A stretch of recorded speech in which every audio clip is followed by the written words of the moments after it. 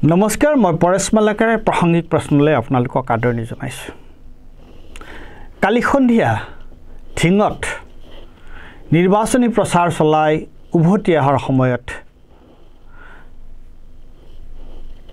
প্ৰদ্যুৎ বৰদলৈ লোকসভাৰ সদস্য প্ৰদ্যুৎ বৰদলৈ আৰু শিৱামণি বৰা এমএলএ তেওঁলোক যিখন গাড়ীৰে গৈ আছিল তেওঁলোকৰ যিটো কনভয় আছিল তাৰ ওপৰত ঠিঙত আক্ৰমণ চলোৱা হৈছিল আক্ৰমণ কোনে কৰিছিলে যে কলা কাপোৰ পিন্ধি আহি মুখত কলা কাপোৰ বান্ধি গোটেই কলা কাপোৰ পিন্ধি তেওঁলোকে এই প্ৰদ্যুৎ বৰদলৈ আৰু শিৱামণি বৰা গৈ থকা গাড়ীখনত তেওঁলোকে আক্ৰমণ কৰিছিল আৰু তেওঁলোকৰ গাড়ীত তেওঁলোকে লোহাৰ ৰড হকি ষ্টিক এইবোৰ লৈ তেওঁলোকে আক্ৰমণ কৰিছিল দীঘল লোহাৰ ৰড প্ৰদ্যুৎ বৰদলৈ আৰু শিৱামণি বৰাই কোনো ৰকম গাড়ীৰ তলত তেওঁলোকে সিটৰ পৰা নামি তলত বহি দিছিল বহি দিয়াৰ কাৰণেহে তেওঁলোকে কোনো ৰকম তেওঁলোকে পানে নমৰাকে তেওঁলোক থাকিল আৰু তথাপি দুয়োগৰাকীয়ে প্ৰদ্যুৎ বৰদলৈ নিজে আৰু শিৱামণি বৰাই তেওঁলোকে বিভিন্ন ঠাইত শৰীৰৰ বিভিন্ন ঠাইত তেওঁলোকে আঘাত পাইছিল ইয়াৰ আগতে ঠিক এনেকুৱা এটা ঘটনাৰ আমি প্ৰত্যক্ষ কৰিছিলোঁ যে যেতিয়া ৰকিবুল হুছেইন কংগ্ৰেছৰ অন্য এজন এমপি ৰকিবুল হুছেইনে এনেকুৱা ধৰণৰ এটা আক্ৰমণৰ সন্মুখীন হৈছিল আৰু তাতো একেই মোডাছ অপাৰেণ্ডিটো একেই ধৰণৰ তেওঁলোকে মুখ ঢাকি আহিছিল এতিয়া ইয়াৰ আগতে আমি কি দেখিছোঁ যে এই নিৰ্বাচনী প্ৰচাৰ আৰম্ভ হোৱাৰ আগতে অৰ্থাৎ নিৰ্বাচনৰ কাৰণে পঞ্চায়ত নিৰ্বাচনৰ কাৰণে মনোনয়ন পত্ৰ দাখিল কৰাৰ সময়তে বহু ঠাইত বহু প্ৰাৰ্থীয়ে তেওঁলোকে মনোনয়ন পত্ৰ দাখিলেই কৰিব নোৱাৰিলে এনেকুৱা এটা ভয় ভীতি আৰু সন্ত্ৰাসৰ পৰিৱেশ এটা সৃষ্টি কৰা হ'ল আৰু বহুতক মনোনয়ন পত্ৰ উঠাই ল'বৰ কাৰণে তেওঁলোকক ভয় ভাবুকি দিয়া হ'ল আৰু কালি আমি কি দেখা পালোঁ স্বয়ং প্ৰদ্যুৎ বৰদলৈ শিৱামণি বৰাৰ দৰে ইমান ডাঙৰ কংগ্ৰেছৰ নেতা তেওঁলোক এই ধৰণৰ আক্ৰমণৰ সন্মুখীন হ'ল এই বস্তুটোৱে আচলতে কি বুজাইছে এই যে প্ৰদ্যুৎ বৰদলৈৰ ওপৰত শিৱামণি বৰাৰ ওপৰত কালি আক্ৰমণ কৰা হ'ল সেই সময়ত প্ৰশাসন ক'ত আছিল নিৰ্বাচন আয়োগে এই সন্দৰ্ভত কি হস্তক্ষেপ কৰিলে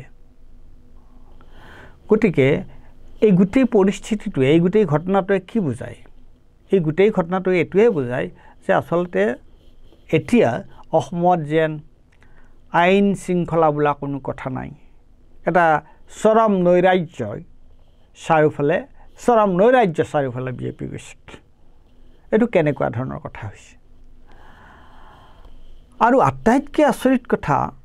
আটাইতকৈ আচৰিত কথা হৈছে কি যে এই ঘটনাটো সন্দৰ্ভত মুখ্যমন্ত্ৰীৰ যিটো ভাষ্য সেইটো আপোনালোকে শুনকচোন তেওঁ কি কৈছে দলৰ ওপৰত অসমৰ সংখ্যালঘু মানুহখিনি যথেষ্ট বিতুষ্ট হৈছে তেওঁলোকে বিজেপিও মুকলিকৈ কৰিব নোৱাৰে গতিকে কংগ্ৰেছ দলৰ নেতাসকলকে তেওঁ য'তেই মিটিং কৰিব গৈছে তাতে খেদি ফুৰিছে প্ৰদ্যুৎ বৰদলৈ ৰকিবুল হুছেইন এতিয়া আপুনি যদি পঞ্চায়ত ইলেকশ্যনতে দেখে ৰকিবুল হুছেইন ধুবুৰীত নিজে যোৱা কাৰণ এইবাৰ ধুবুৰীত গ'লে তাতো আক্ৰমণৰ সন্মুখীন য'ত 10 লাখ ভোটত জিকিছে আপোনালোকে চাব আজি কেইদিন হৈ গ'ল অনাই বনাই ঘূৰি ফুৰিছে ধুবুৰীত দেখা নাপায় চামুগুৰিত নাপায় এখেতসকলে সংখ্যা গৰিষ্ঠ মানুহৰ মই কথা কোৱা নাই সংখ্যালঘু এৰিয়াত কংগ্ৰেছ সাংঘাতিকভাৱে অপ্ৰিয় হৈছে মানুহখিনিৰ কষ্ট যে দেখাকৈ বিজেপিও কৰিব নোৱাৰো সেইকাৰণে তেওঁলোকৰ ক্ষোভ হতাশা গাড়ী মটৰ ভাঙিয়ে কৰি আছে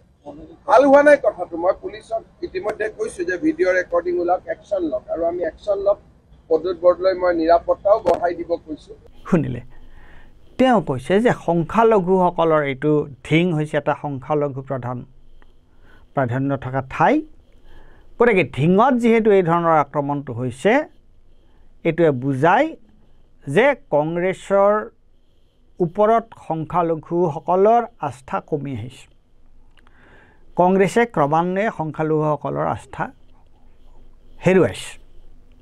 ইয়াতে দুটা কথা মই ভাবোঁ যে মুখ্যমন্ত্ৰী মহোদয়ে দুটা বৰ ডাঙৰ ভুল কৰিলে। সংখ্যালঘু প্ৰধান অঞ্চলত আক্ৰমণ হ'লেই যে সংখ্যালঘুসকলেই যে আক্ৰমণ কৰিছে তাৰ প্ৰমাণ তেওঁৰ হাতত আছে নেকি, বা তেওঁ কেনেকৈ এইটো জাজ কৰিলে, বিচাৰটো তেওঁ কেনেকৈ কৰিলে। ঠিক একেধৰণৰ কথা তেওঁ কৈছিল ৰকিবুল হুছেইনৰ ওপৰত যেতিয়া আক্ৰমণ হৈছিল। সংখ্যালঘু প্ৰাধান্য থকা অঞ্চল এটাত আক্ৰমণ কৰিলে সংখ্যালঘুহে আক্ৰমণ কৰিব বুলি তাৰ কিবা প্ৰমাণ আছে নেকি? বেলেগৰ পৰা গৈওতো তাত আক্ৰমণ কৰিব পাৰে। আৰু প্ৰদ্যুৎ বৰদলৈ এটা গুৰুত্বপূৰ্ণ কথা কৈছে। প্ৰদ্যুৎ বৰদলৈ কৈছে যে তেওঁলোকে কলা ড্ৰেছ পিন্ধি আহিছিলে, কলা পোছাক পিন্ধি আহিছিলে। এতিয়া এইটো তাৰমানে কি, এইটো হঠাৎ হোৱা ঘটনা নহয়, তাৰ কাৰণে এইটো এটা পূৰ্ব পৰিকল্পিত ঘটনা। আৰু সংখ্যালঘু অঞ্চলতে হওক বা সংখ্যাগুৰু অঞ্চলতে হওক, এই ধৰণৰ এটা নিৰ্বাচন চলি থকা সময়ত, নিৰ্বাচনৰ প্ৰচাৰ চলি থকা সময়ত এই ধৰণৰ প্ৰদ্যুৎ বৰদলৈৰ দৰে নেতৃস্থানীয় লোকৰ ওপৰত যদি এই ধৰণৰ আক্ৰমণ কৰা হয়, তাত হোৱাই শুড ইউ ৰিড পলিটিক্স? আপুনি কি কাৰণে এই ধৰণৰ কথা ক'ব লগা হয়? প্ৰথম কথাটো আউটৰাইটলি ইউ শুড কণ্ডেম ইট, যিহেতু গৰিহণা দিয়ক আৰু কওক যে ইয়াৰ লগত জড়িত কোন ব্যক্তি আছে, কি কথা আছে, সেইটো আমি বিচাৰি উলিয়াব লাগে। আৰু মুখ্যমন্ত্ৰীৰ কাৰণে ৰৈ থাকিব কিয় লাগে? এই ধৰণৰ ঘটনা এটা যদি ঘটে তেতিয়াহ'লে তৎক্ষণাত পুলিচ প্ৰশাসন আৰু নিৰ্বাচন আয়োগে ইয়াৰ ওপৰত হস্তক্ষেপ কৰিব নালাগে, ইয়াত ব্যৱস্থা ল'ব নালাগে? গতিকে এইটো কেনেকুৱা ধৰণৰ ঘটনা ঘটি আছে? আমি ক'লৈ গৈ আছোঁ? আমাৰ ৰাজ্যখন ক'লৈ গৈ আছে? এই ধৰণৰ ঘটনাবিলাকে কিহৰ ইংগিত দিছে, কিহৰ আগজাননী দিছে? আমি এটা ভয়াৱহ সময়ৰ এই ঘটনাবিলাক এটা ভয়াৱহ সময়ৰ এটা আগজাননী নহয় যে? এক ধৰণৰ এইটো এটা নৈৰাজ্য, আইন কানুন নোহোৱা এটা কথা প্ৰমাণ নকৰেনে? গতিকে এই ধৰণৰ ঘটনা, প্ৰথম কথা হৈছে যে প্ৰশাসনে এই যিবোৰ লোক এই আক্ৰমণত জড়িত হৈ আছিল তেওঁলোকক বিচাৰি উলিয়াব লাগে আৰু উলিয়াই তেওঁলোকক শাস্তি দিব লাগে। তেওঁলোকে আইন মতে তেওঁলোকে যি শাস্তি পোৱাৰ যোগ্য সেই ধৰণৰ শাস্তি তেওঁলোকক দিব লাগে আৰু ইয়াৰ এটা বিচাৰ হ'ব লাগে। ৰকিবুল হুছেইনৰ ওপৰত আক্ৰমণ হ'ল, কি হ'ল আমি গম নাই পোৱা এতিয়ালৈকে। গতিকে প্ৰদ্যুৎ বৰদলৈ কালি সন্ধিয়া প্ৰদ্যুৎ বৰদলৈ শিৱামণি বৰাৰ ওপৰত আক্ৰমণ হ'ল, ইয়াৰ বাকী বিচাৰ হয়। আৰু মুখ্যমন্ত্ৰীৰ ভাষ্যটো হ'ব লাগিছিল যে আমি কাঢ়া ব্যৱস্থা ল'ম যাতে এই ধৰণৰ ঘটনা আৰু নঘটে।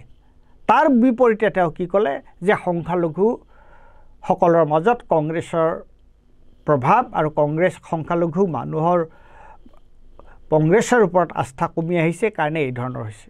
এইটো এটা অত্যন্ত আপত্তিজনক কথা তেওঁ কৈছে। গতিকে মই ভাবোঁ যে এই ধৰণৰ কথা, এই ধৰণৰ ঘটনা গণতন্ত্ৰৰ কাৰণে অত্যন্ত বিপজ্জনক। আৰু সেয়েহে যিসকল লোক আইনৰ শাসনত বিশ্বাসী, যিসকল লোক